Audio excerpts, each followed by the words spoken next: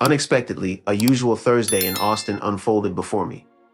The low-hanging clouds blanketed the skyline while that familiar sticky spring heat clung to my shirt. Following a lunch meeting with a tech client downtown, I drove home lost in thoughts of picking up Thai or cooking something Jenna might not enjoy. That's when my attention was captured by a black Dodge Charger parked on a residential street near our neighborhood. It was a sleek newer model with a matte finish and tinted windows, one familiar to me. Despite this, I inexplicably slowed down, driven by instinct or some other force. Upon approaching, I noticed a silhouette in the passenger seat. Initially indistinct, the figure eventually revealed itself to be a woman with long, light brown hair, Jenna, my wife. In that moment, a rush of surprise momentarily stole my breath away. I was caught off guard by the ad. She had told me she had a mid-afternoon meeting, and even kissed me goodbye in her usual rushed manner. Yet there she was sitting in the front seat of a car with another man. It didn't seem like a casual rideshare or coworker carpool. The way they were positioned suggested a certain closeness.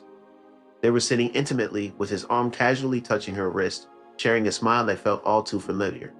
As I watched, hoping I was misunderstanding the situation, he leaned in a bit closer. It was as if he was on the verge of whispering something to her, and she didn't shy away, didn't react, didn't even glance around to see if anyone was watching. Before I could fully process the scene, the man smoothly shifted gears and drove off. The thought of following them crossed my mind. My hand hesitated over the turn signal, my heart racing as if I were about to embark on something daring. In the end, I stayed put, sitting there with the engine running, fixated on the now empty space where they had been. Eventually, I continued the drive home, still clutching the steering wheel tightly, as if fearing the car might veer off course. Upon arriving home, Jenna was already there, standing by the kitchen counter, pouring herself a glass of cucumber water as though nothing unusual had occurred. She appeared composed, laid back. Her smile greeted me as I entered. "Hey babe," she said in her usual way. "How was the meeting?" I lingered in the doorway for a moment too long, struggling to find my voice. "Fine," I managed to reply, placing my keys in the dish by the door. "Are you home early?" She simply nodded, her demeanor unchanged. The meeting was canceled last minute, so Ryan offered me a ride home. I didn't know who Ryan was, as she had never mentioned him before. Without questioning her, I simply acknowledged the situation and walked past her into the living room, trying not to dwell on the encounter. Although she continued talking about lunch and upcoming plans, my mind was still fixated on the moment outside with Ryan. Despite her composed demeanor, I couldn't shake the feeling that something had changed within me. The evening unfolded like a well-rehearsed play. We ordered takeout, half-watched a Netflix documentary, and eventually went to bed. She turned over and drifted off to sleep. 10 minutes had passed, the gentle cadence of her breathing filling the stillness around us. As I gazed up at the ceiling, my mind raced with the recurring image of her in the car with that man. The way she looked at him with such a genuine smile. I tried to convince myself that I was overanalyzing the situation, that it was really a harmless ride with a coworker at an inopportune moment. Yet, deep down, a nagging truth persisted. This wasn't the first time that unsettling feeling had crept up on me, and I was certain it wouldn't be the last. In that moment of solitude, with Jenna's back turned to me in the shadows, I came to a stark realization that I could no longer deny. I recognized the signs I had long ignored, the puzzling moments that failed to align, and the gut instincts I had too easily dismissed. I remained silent that night and even into the next morning. But inwardly, a fracture had formed, irreparable and irreversible. Sleep eluded me as I lay there, fixated on the ceiling, attuned to the gentle whir of the ceiling fan and Jenna's quiet, rhythmic breaths. Though having her close should have been a source of comfort. After her departure, I found myself seated at the kitchen table, holding onto a now cold coffee mug, attempting to make sense of the scattered clues I had ignored or dismissed in recent months. The list was long and included various revelations, such as her sudden enthusiasm for working overtime. Once adverse to staying late, Jenna had previously detested extended hours due to the office lighting triggering headaches and hindering her focus past 6 p.m. She had been staying back as well, sometimes as often as 3 evenings a week, always citing meetings or urgent deadlines as the reasons. I couldn't contain my anticipation. I trusted her, or rather, I wanted to trust her. But then came the moment when I discovered lingerie in her gym bag. It was luxurious, unfamiliar to me. I hesitated, perplexed, as she walked in at that precise instant. I raised it up, and she simply chuckled, explaining that it was a gift for a friend's bridal shower. Strangely, she had never mentioned any shower before, and the topic never arose again. It should have raised a glaring red flag, but I brushed it aside. Then there was the incident with the suitcase. She departed for a business trip to Dallas, claiming she was driving there to enjoy flexibility. However, upon her return 4 days later, she unveiled the tale of her suitcase being misplaced on the bus. Bus, I questioned. She quickly corrected herself, referring to the shuttle to the hotel. Something about her explanation seemed off. I stared at her, grappling to match her words with the image of the person I thought I knew. Yet once again, I chose to overlook it. She used to carelessly leave her phone lying around, sometimes even forgetting its location. Not I. It was always face down, securely locked, and seemed to be an extension of her hand. The first time I realized the significance of her phone was when I attempted to play a song, and she snatched it away so swiftly that it startled me. Another concerning change was Jenna's shower routine. She used to always shower in the mornings without fail. It was a part of her daily ritual: wake up, shower, coffee, podcast. However, approximately a month ago, she began taking late-night showers, sometimes immediately upon returning home. She would attribute this to being worn out from work or wanting to wash away the day's stress. Initially, these alterations seemed insignificant and easy to brush off, but with hindsight, it started feeling suspicious, as if she was trying to erase something. At the time, each of these incidents could have been innocent, and I repeatedly tried to convince myself that I was just being overly cautious, possibly overly fatigued, seeking answers in the nuances of a stable marriage. However, when lined up together, they no longer appear as mere coincidences.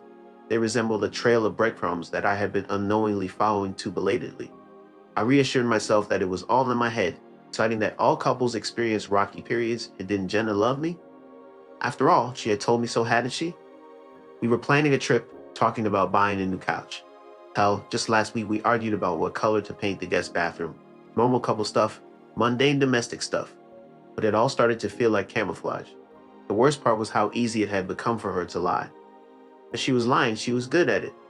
Too good. And that scared me more than anything.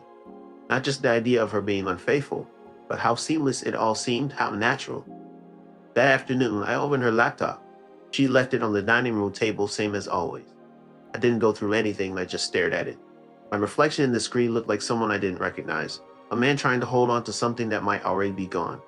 I didn't want to be that guy, the suspicious husband, the one creeping through texts and phone logs, playing detective in his own house.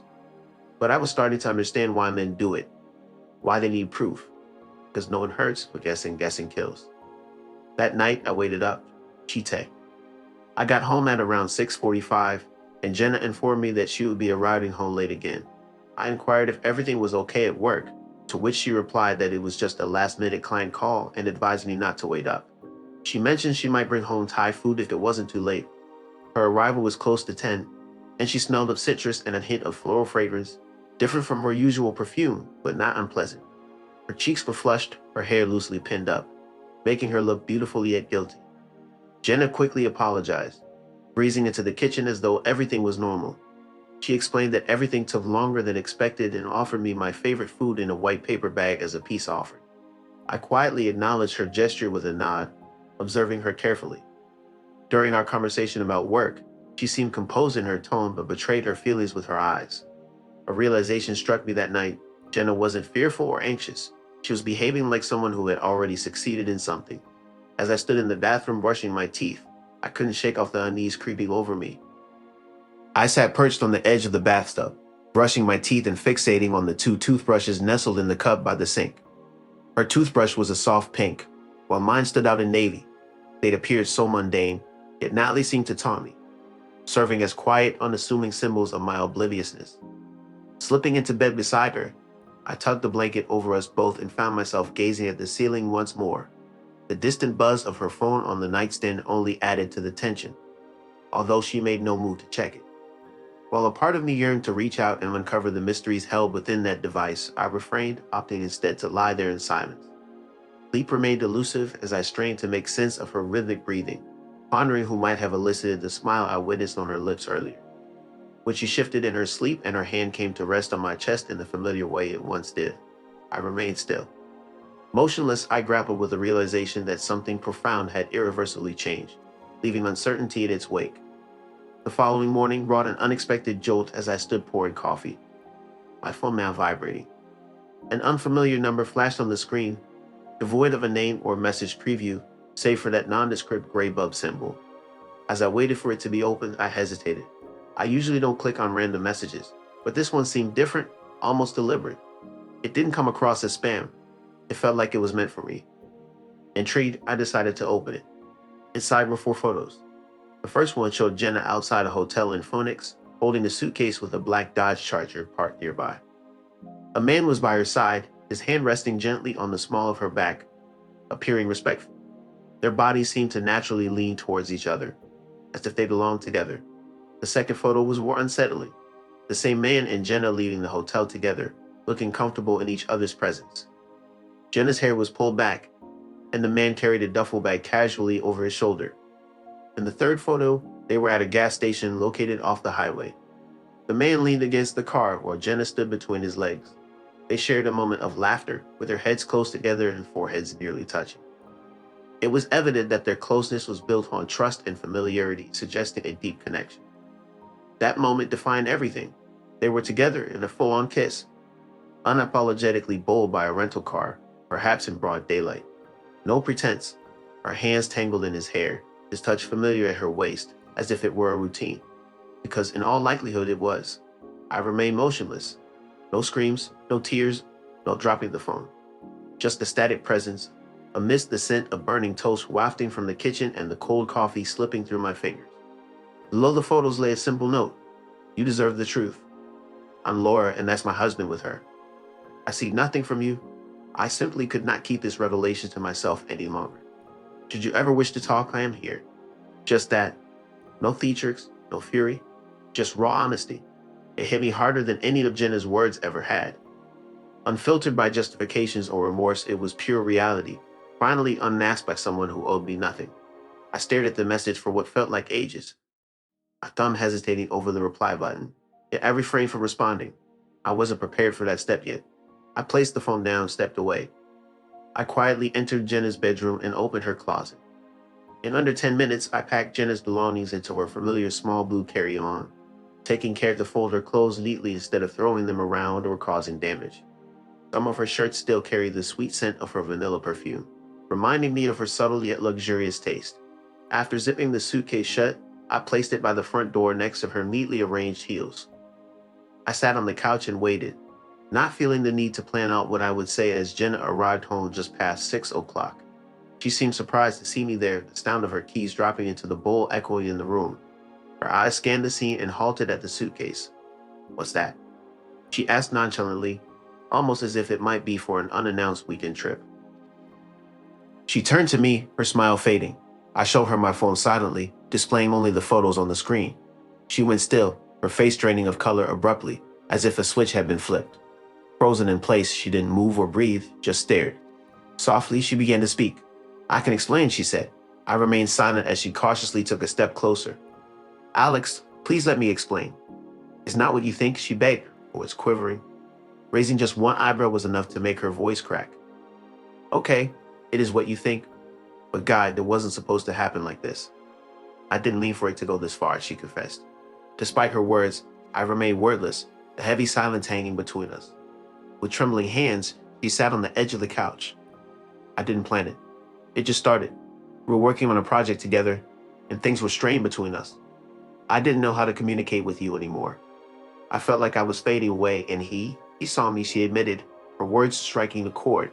I scrutinized her expression, awaiting further explanation, but then really looked. Her makeup was perfect. Her blouse, ironed. Her nails, still freshly painted from the salon trip she said was for self-care. She didn't look like someone caught in a mistake. She looked like someone who had lived in this double life long enough to make it feel like home. I didn't want to hurt you, she whispered. I finally spoke. But you did, she nodded, tears forming. Now I know more than once. Another nod. I know. And you were never going to tell me. Her silence confirmed what we both already knew. Then she said it, the one sentence that ended everything. I think I fell in love with him. She said it like it was a confession, like it explained the whole thing. And maybe it did, but not in the way she thought. Because in that moment, I didn't feel rage or heartbreak or even betrayal. I felt clarity. Our marriage hadn't ended when she kissed him. It ended long before that. I had just been the last one to notice. When she said it, I think I fell in love with him. It didn't hit me. The way I had envisioned it, there were no raised voices, no broken objects, no tears. Instead, I experienced a strange stillness for a brief moment. It was as if the room had been deprived of air, leaving me in a silent vacuum. Perhaps it was because deep down I had already anticipated this outcome. Or maybe it was because I had begun to emotionally detach myself. Jenna sat on the couch, her tears flowing freely, but I did not reach out to console her. In the past, I would have comforted her, reassured her that we could work through it, and convinced myself that mistakes happen. But not anymore. That part of me, the one who believed in us, had vanished. She confessed through sobs, "I never intended for things to escalate this far. It started, and I thought I could halt it, but it spiraled out of control." Her voice caught as she struggled to speak further. I remained silent, observing her unravel before me. I couldn't help but marvel at how well she had concealed her inner turmoil over the past few weeks. That very morning, she had kissed me. By evening, she kissed him, professed her love to me, and shared hotel rooms with another man. She purchased groceries for dinner, then texted him from the checkout line. All the while, I remained oblivious, loyal, and foolish. When she finally noticed me, her makeup was smudged and her hands trembled. "Alex, please," she pleaded. "Please don't do this. We can make it right. I want to make it right." Glancing at the untouched suitcase by the door, I pressed how. Caught off guard by the straightforward question, Jenna blinked. "How do you fix this, Jenna? Can you turn back time, erase the hotel receipts, the photos, the deception of being in Dallas for work when you were actually in Phoenix with him?" I interrupted her attempt to speak. "Don't answer. That's rhetorical." She wiped her tear-streaked face with her cardigan sleeve, sniffling like a child caught sneaking out. "We've been through worse. We can overcome this," she insisted. I almost chuckled. "Worse?" "No, we haven't," I retorted. She walked toward me as if she were going to grasp my hand, but for the first time in our marriage, I stepped back. She halted mid-step, frozen. "You don't get to comfort me right now," I stated. My tone wasn't angry. It was calm, resolute. I believe that unsettled her more than if I had yelled. "I know I made a mistake," she confessed, "but I still love you." I locked eyes with her. "You said you love him." "I do. I mean, I thought I did, but it's different with you. It's deeper. It's not the same." I didn't understand that, and frankly, I didn't care. "Can't have it both ways, Jen," I insisted. "Can't fall for someone else and then come back here and claim it's different. You made your decision." I just finally realized it. She sank onto the couch as if her legs could no longer support her weight. "What should I do?" she whispered. I gazed at her in silence for a long moment. "You should leave." Her mouth opened, but no words emerged. "I'm not asking you to leave tonight," I clarified, "but I need you out of here by the weekend." She shook her head slowly at first. I like that she didn't believe me, Alex. "We've built a life, and you dismantled it, brick by brick. Don't act surprised now that it's gone." I walked past her and down the hall to our bedroom, my bedroom from this point on. I closed the door softly, not slamming it. I didn't want drama, I just wanted peace. The next morning, I didn't make coffee for two, lay out her vitamins on the counter like I used to, or asked about her meetings or her schedule. She walked into the kitchen as if expecting something normal, but all she got was silence. I sat at the table, laptop open, emails half read. She hovered for a moment like she wanted to say something, then left without a word. When the front door clicked shut, I exhaled, realizing I had been holding my breath. The rest of that day, I began untangling the knots she had left behind. Passwords changed, joint calendar deleted, her access to my cloud files revoked. It felt cold, perhaps even petty, but I needed it. Each action was a thread I was cutting slowly, separating.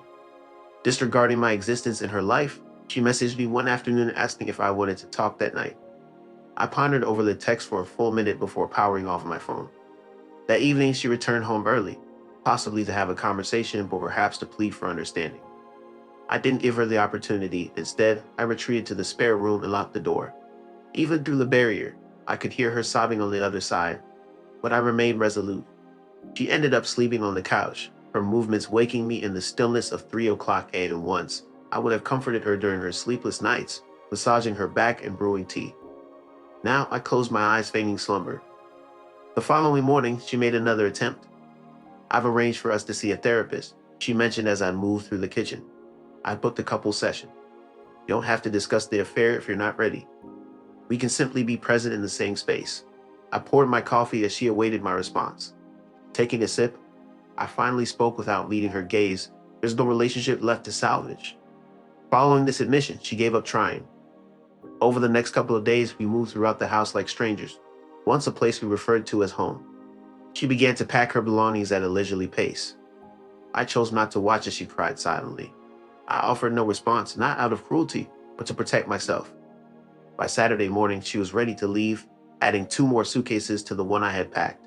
She wore her favorite oversized sweater and white sneakers that made her feel empowered. She appeared worn out, not glamorous.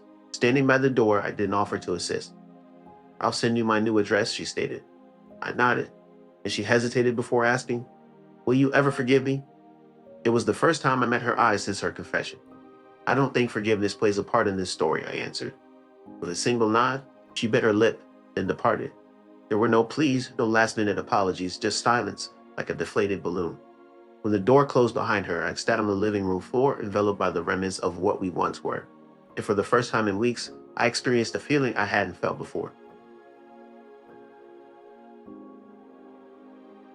I had finally settled in, taking the first real breath I had enjoyed in a long time. 2 days later, I received a call from an unfamiliar number. I hesitated before picking up.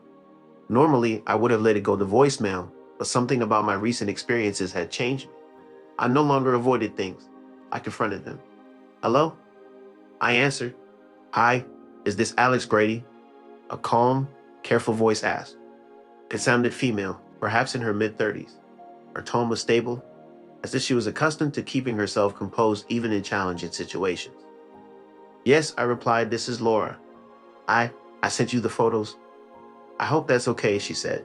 It took me a moment to respond. "Yeah, I received them," I confirmed. There was a brief pause before she continued, "Then I'm sorry. I didn't know how else to get the truth to you."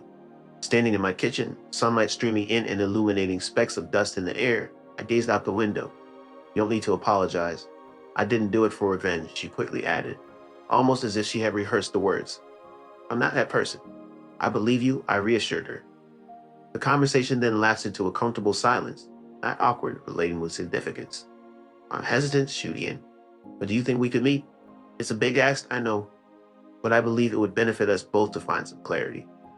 The word clarity seemed to stick to me like glue. Despite not wanting to revisit old wounds, I agreed, sensing a shared desire for healing in her voice. We arranged to meet on Friday at a cozy coffee shop nestled behind a bookstore downtown. Arriving early, I chose a corner table with a view of the whole room. I wasn't sure what to anticipate, perhaps bitterness, anger, or tension. But when Laura walked in, she appeared composed, albeit weary. Dressed in jeans and a navy coat, her hair pulled back in a loose bun, she calmly scanned the room before acknowledging me with a subtle nod. There were no smiles or dramatic displays, just 2 individuals who had endured a common trial. As she sat across from me and ordered tea while I opted for black coffee, she broke the silence by expressing gratitude for my presence. I reciprocated the thanks, acknowledging her for seeking the truth. With a cleansing breath, she then reached out to continue the conversation. Ed rummaged into her purse and retrieved a folder. "Jenna may not have disclosed the full extent to you, but this has been an ongoing situation, possibly spanning months. My husband, Caleb, lacks finesse in concealing his actions, and eventually I could no longer turn a blind eye to the signs."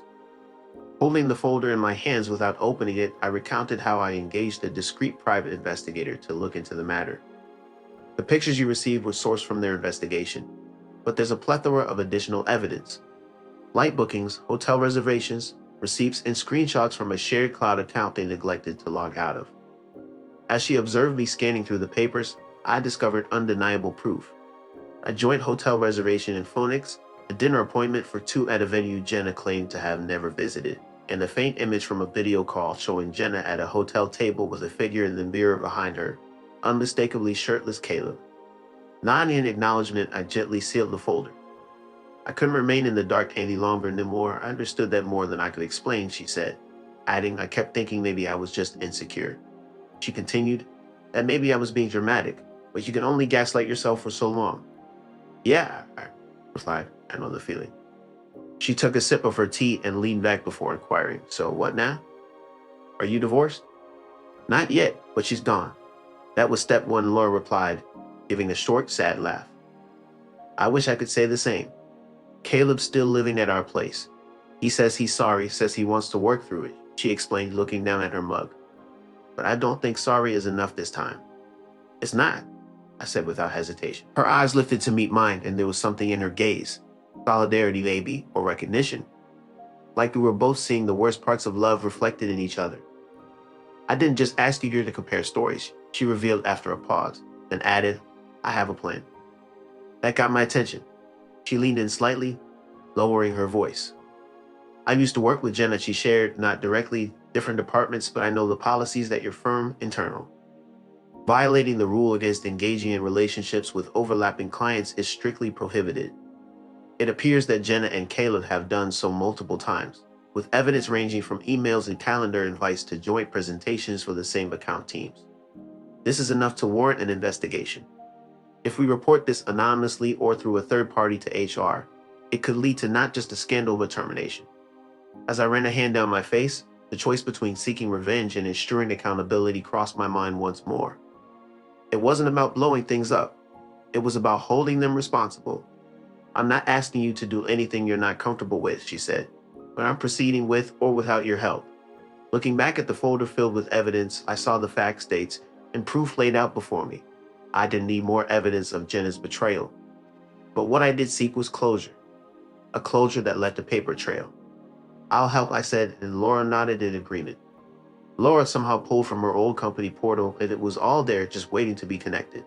When we parted ways, she shook my hand firmly, grateful. That night, I sat at my desk long after midnight, organizing files and writing a statement. It wasn't about hurting Jenna anymore. It was about drawing the line because people like her and Caleb don't stop unless someone makes them. It took just one email. Laura submitted the report to HR using a private account, attaching everything: flight logs, screen asterisk, TS call times, even the mirror photo. I backed it with a timeline. Within 3 days, HR launched a formal investigation. Jenna and Caleb were both pulled into meetings.